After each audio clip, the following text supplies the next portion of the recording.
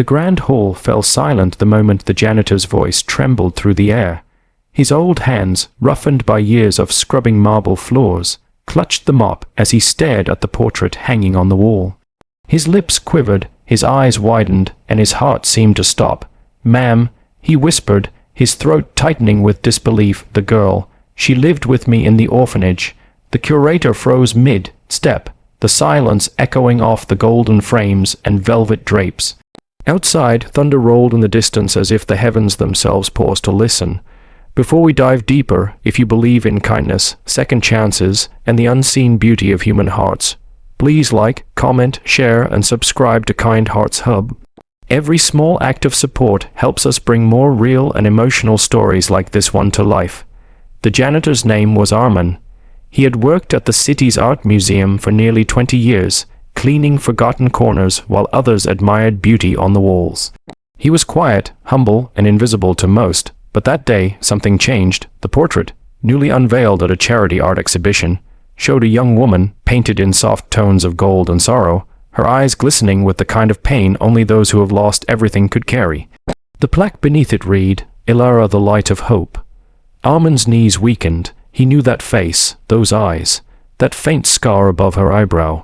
He remembered the day she got it while trying to climb the rusted gate of the orphanage. Years ago, Armin had been more than a janitor. He was the caretaker of a small, crumbling orphanage on the outskirts of the city, a place where abandoned children found refuge from a world that had forgotten them. The walls were cracked, the beds were old, and winters bit through their thin blankets, but somehow the children's laughter always filled the air. Among them was a little girl named Ilara. She wasn't like the others. Quiet, observant, always sketching on scraps of paper she found near the garbage bins. Her eyes carried both wonder and sadness, a mixture of innocence and wisdom that didn't belong in a child. Armin used to find her sitting by the window during storms, whispering to the rain as if it were her friend. He had seen hundreds of children come and go, adopted or lost to the streets, but Ilara stayed longer than most. She was 10 when she arrived, wearing a dress 2 sizes too big, and 12 when she painted her first mural on the orphanage wall, a sunrise over a broken roof. Armin had scolded her for using stolen paint, but later that night he covered her hands with his own and said, "If you're going to paint the world, Ilara, promise me you'll make it brighter than this." She smiled, a rare thing, and said, "I'll try, Uncle Armin." But fate, cruel as ever, had different plans. The orphanage caught fire one winter night. A faulty wire, the investigators had said. The flames consumed everything within minutes. Armin remembered rushing through the smoke, coughing, shouting names into the darkness. He had managed to save 3 children before collapsing near the stairs. When he woke up, the orphanage was gone. 5 children had perished and Ilara was among the missing. For years, Armin carried the guilt in his heart like a stone. He left his job at the orphanage, found work at the museum, and lived each day haunted by the thought of that little girl's smile fading in the firelight. And now, after all these years, her face looked back at him from a portrait framed in gold. The curator, a refined woman named Dr. Selina, noticed his trembling and asked if he was all right. Armin could barely speak. His voice cracked as he told her about the orphanage, about the fire, and about the little girl who used to draw on old newspapers. Dr. Selina listened in stunned silence. She told him that the painting had been donated anonymously by an art foundation in New York. The artist, she said, was known only by her first name, Ilara. Armin felt his heart stop again. Could it be? Could she have survived that night and found her way to the world of art? Over the next few days, he couldn't sleep. He cleaned the floors beneath that painting every morning, his reflection faint in the marble as he looked up at her face. Memories rushed back. Ilara's laughter, her soft humming, the way she used to share her bread with the smaller children. Every corner of his mind whispered the same question: how did she survive? One evening, after the museum had closed, he found Dr.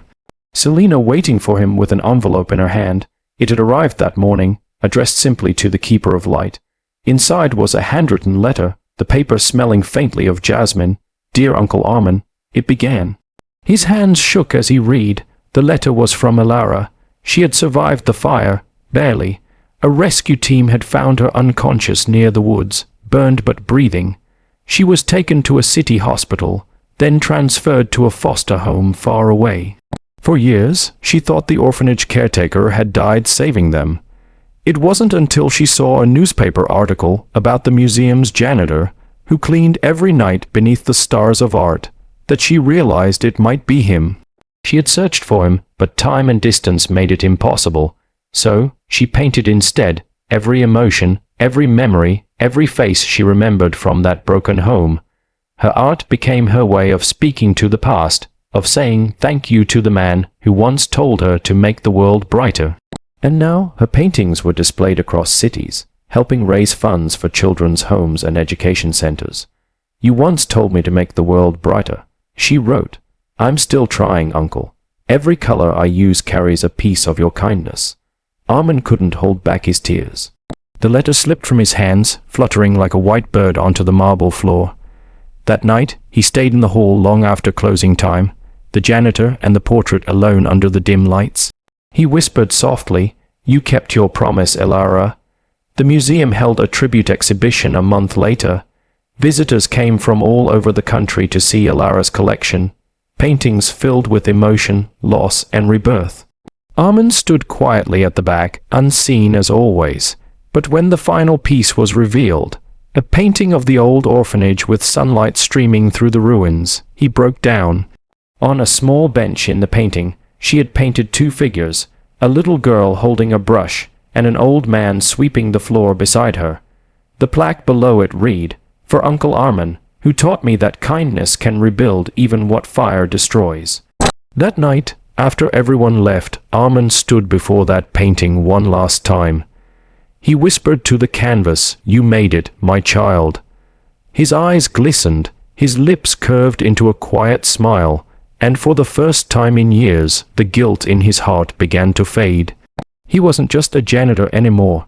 He was part of a story that lived on through art, through color, through kindness. If this story touched your heart, please like, share, and subscribe to Kind Hearts Hub. Every comment and share helps spread stories of compassion, courage, and hope to those who need them most. Special request: tell us in the comments below, have you ever met someone whose kindness changed your life? Your story might inspire someone today.